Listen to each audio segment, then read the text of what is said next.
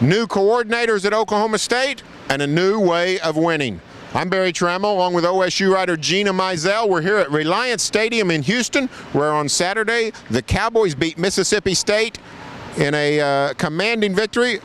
But the score was 21-3. That's not what we're used to in Cowboy victories.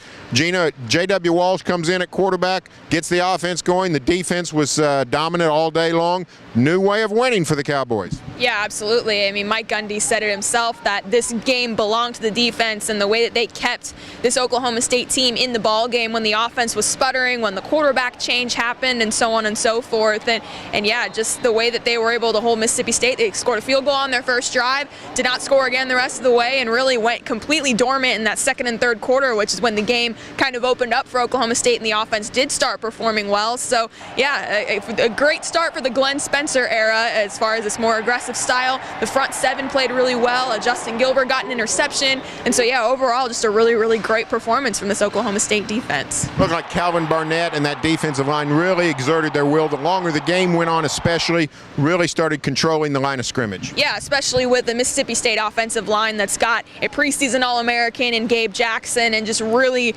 strong all the way up front, and that was going to be a big test for this defense, just to see if they could match up physically. Again, you hear about the SEC and the physicality that they bring, and they certainly did, and able to get some pressure on the quarterback, just to make some plays behind the line of scrimmage and really set the tone to then allow the secondary to also play more aggressive too.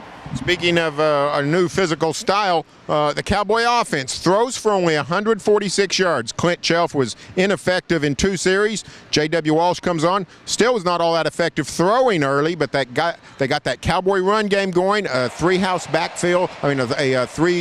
backfield, full house, really sort of changed the game. Walsh has a big run. Cowboys started running much better, and then the passing game opened up.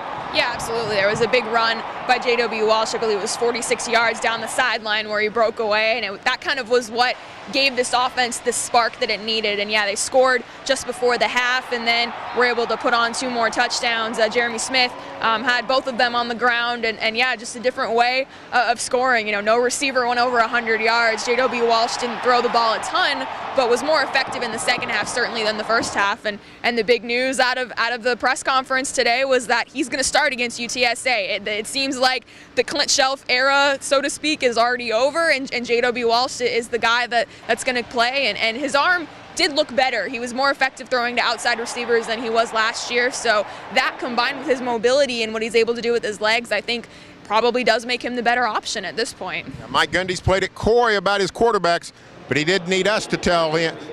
We didn't need him to tell us today that J.W. Walsh clearly had taken command of the job. Stay tuned for further OSU football coverage here on News OK and every day in the Oklahoman.